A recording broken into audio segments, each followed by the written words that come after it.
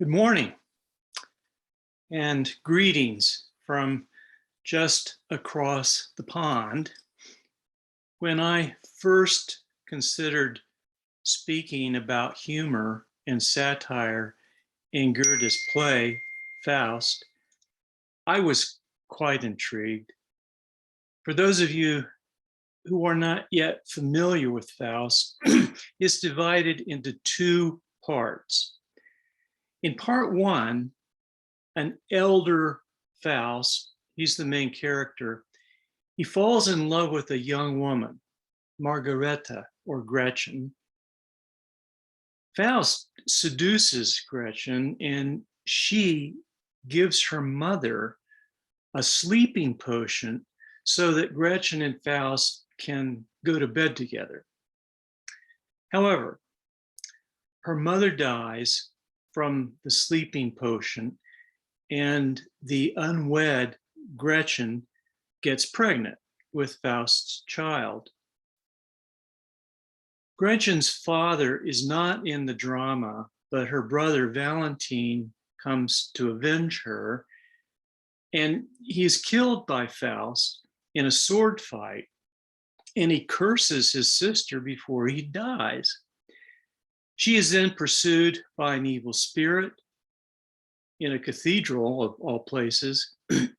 And after she delivers her baby, she drowns it out of her guilt and anxiety, and she's condemned to death for infanticide.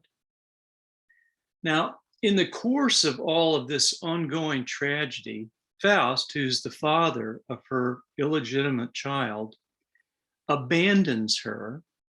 He goes off on some adventures, not once, but twice, and he finally returns only to see her hung at the prison at the end of part one.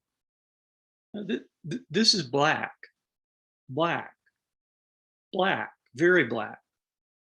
However, despite all of these tremendous adversities, both parts of Faust, part one and part two, are filled with humor and satire on almost every single page.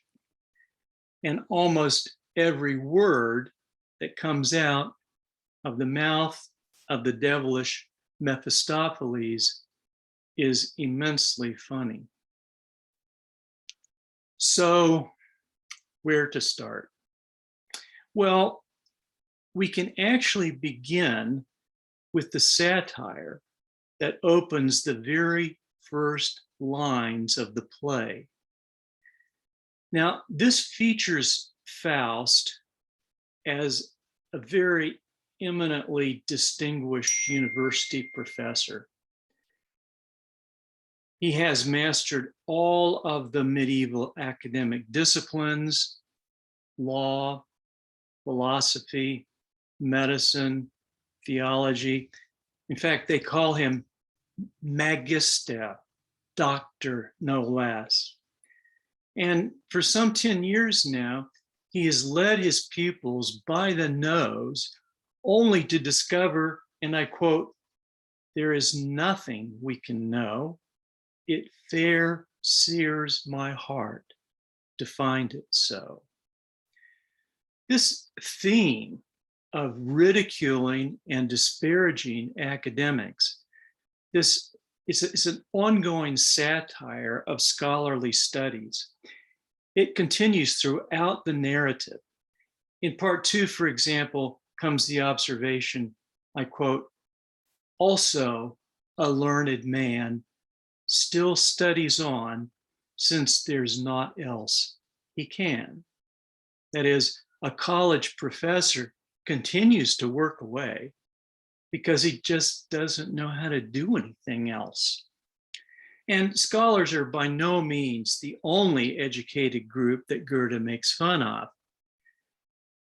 Goethe was definitely not a conventionally religious person, and he satirizes the church and its clergy amongst many other professions. For example, in one early conversation Faust has an assistant, Wagner or Wagner, and he comments, I quote, "I've often heard the claim, at least, that a comedian could instruct a priest." Faust's response, "Yes, if the priest is a comedian, I suggest, as I am told from time to time befalls." There's absolutely nothing like a comic preacher.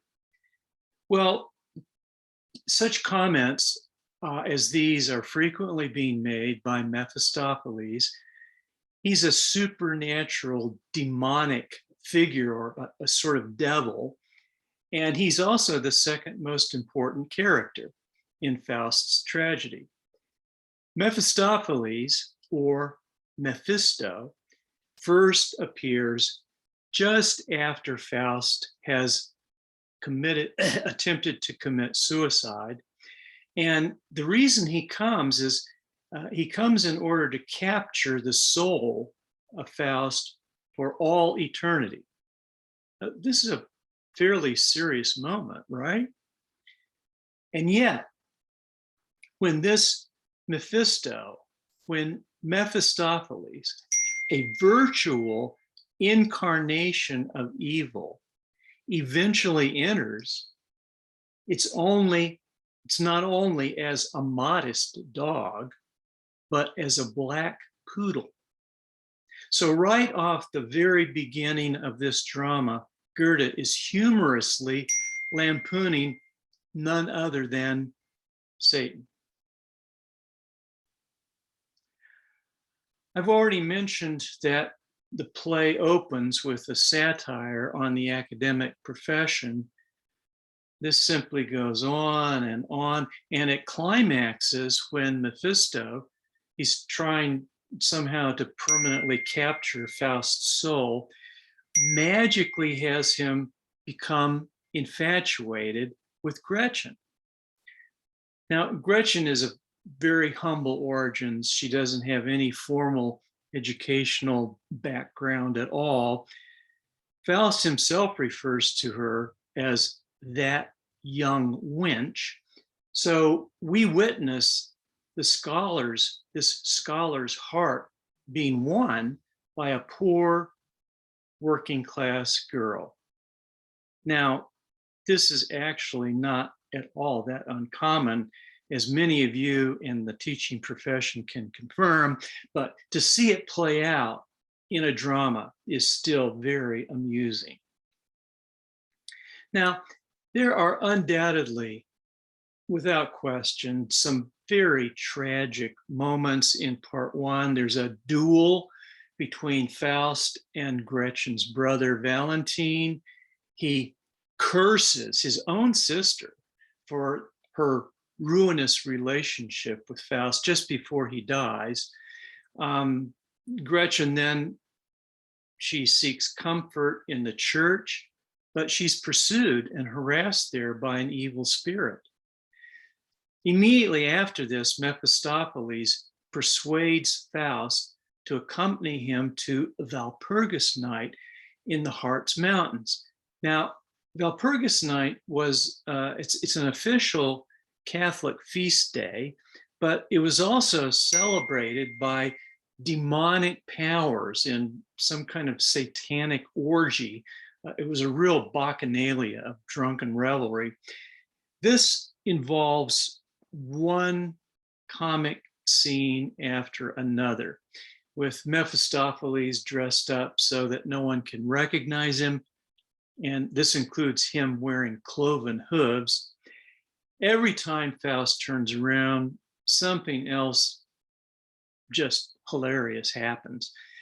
Certainly one of the most humorous is when he is lured into the arms of a lovely naked young witch, and he's only brought back to his senses when he sees a mouse coming out of her mouth in the middle of a very erotic dance. Although part one ends with the troubling death of Gretchen, she's happily redeemed. Part two is twice as long as the first part, and unlike part one, it involves quite a number of different themes.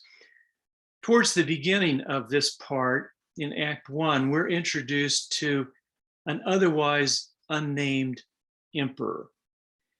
He's rather irresponsible financially. He needs more money for his extravagant court lifestyle. And although the national economies in Europe at this time were still based on precious metals like gold, Mephistopheles talks the emperor into using paper for money. Now, this may be commonly accepted in these days and times, but this was very novel back then, and it must have appeared humorous indeed to an audience who were used to a very different kind of currency. In addition to the comedy that involved the emperor and his court, Goethe is here satirizing the introduction of paper money, which happened during the French Revolution. So once again, Mephistopheles provides us with any number of laughs. As part two of Faust continues, much of it involves a curious relationship that Faust establishes with, of all people, Helen of Troy. Goethe's Faust, his Faust was at least partially based upon a real historical figure, perhaps even two. Helen of Troy, not so much. In any case, she had been long gone as the Trojan War took place nearly 3,000 years before this time. Be that as it may, the emperor becomes possessed by a desire to see Helen and somehow communicate with her. This is something that even the demonic but powerful Mephisto either cannot or will not do. Faust is not, he's no magician himself, but he does gain access to a very mysterious group of otherworldly beings. They're referred to only as the mothers. Goethe tells us nothing at all about these paranormal figures, but after Faust descends to elicit their help, he's able to present both Helen and her consort Paris to the emperor and his court. The fact that someone depicting the real, current, at that time, Holy Roman Emperor was preoccupied with contacting mythological figures that's certainly comic enough right there. And then the reactions of those in the court, that's pretty funny as well.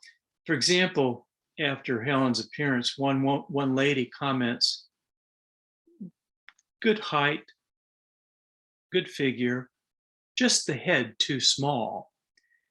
This about the most beautiful woman in history. Another one, "What clumsy ankles, look, they spoil it all." And finally, the strumpet, "She's a downright vulgar kind." However she was viewed, though, Faust himself falls in love with this sort of YouTube version of Helen. And when he gets up sufficient courage to touch her, both she and Paris violently explode and vanish into the surrounding mists. A satire, perhaps, on those who take narrative creation just a little bit too seriously. Now, all of this occurs in Act 1 of Part 2. In Act 2, Faust's apprentice, Wagner, has established his own laboratory, and Goethe describes him as creating a homunculus there. Now, as it happens, Goethe was very interested in medieval alchemy. And one of the alchemical projects was to somehow put together a homunculus. This was a miniature human being.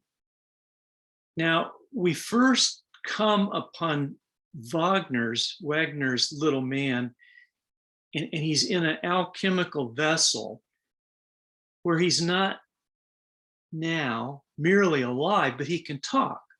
And his very first words are, I quote, "Well there, Papa, how now?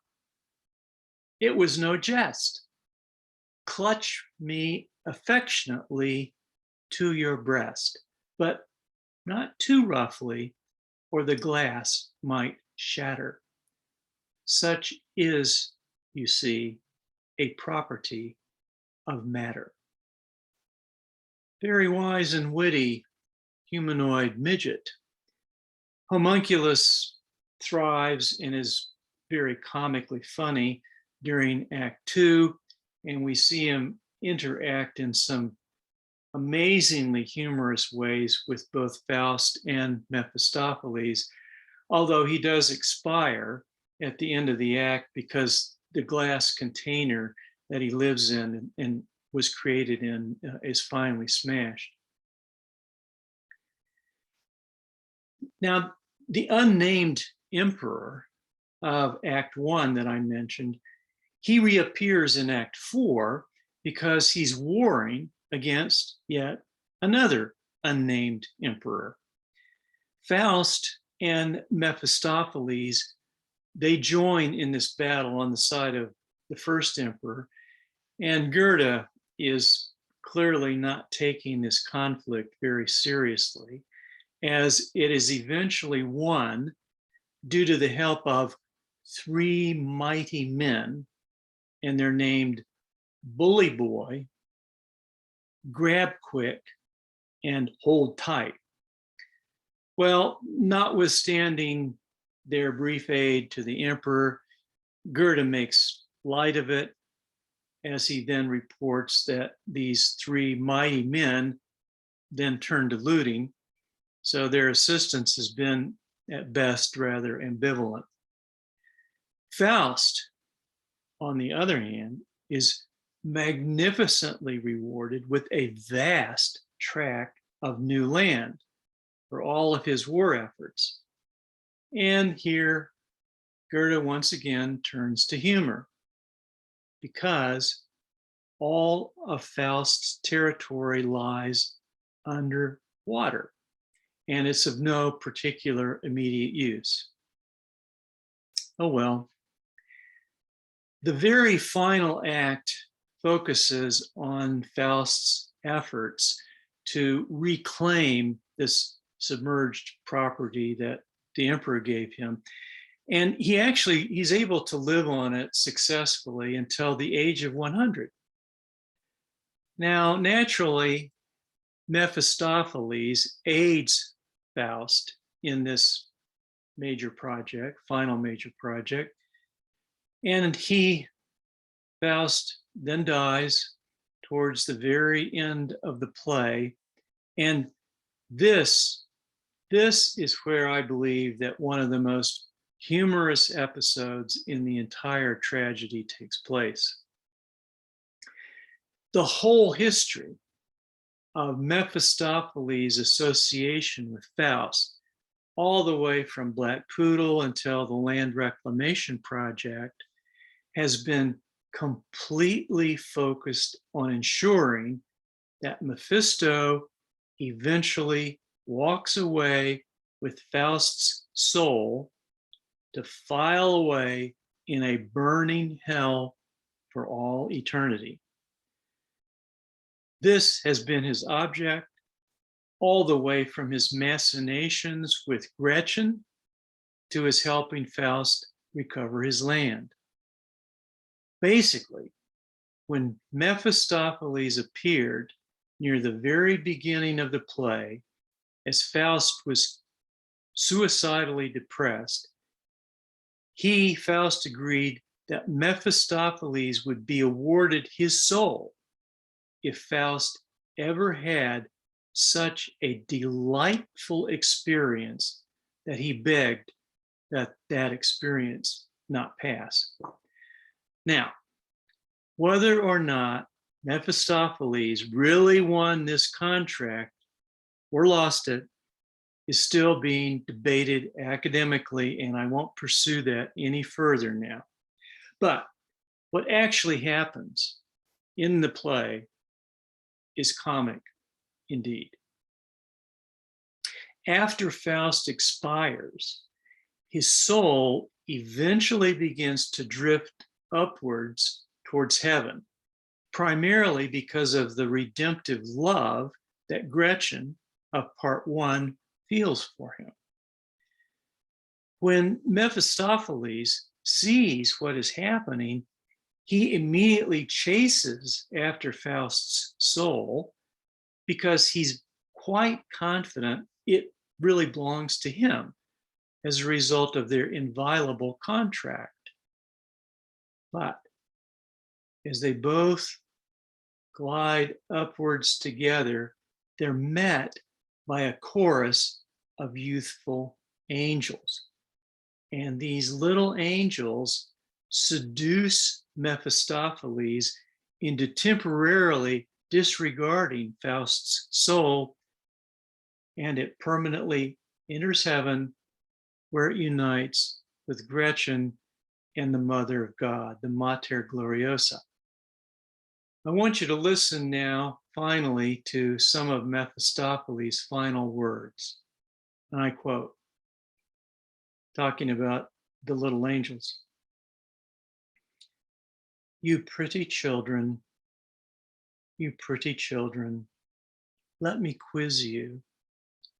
Are you not too of Lucifer's own kind? You look so sweet. Why, I would like to kiss you. You turn up just in time, I find. Somehow I feel so natural, so trustful, as if 1,000 times I'd watched your ways, so stealthily, kittenishly lustful. Fair still, more fairly fair with every gaze. Oh, do approach. Oh, grudge me not a glance. So, after at least half of a human lifetime of stalking Faust for his soul, Mephistopheles is cheated out of it by some pretty children. Goethe wrote an enormous amount of some rather serious stuff, but I'm persuaded that he also had quite a healthy sense of humor, especially in his tragedy, Faust.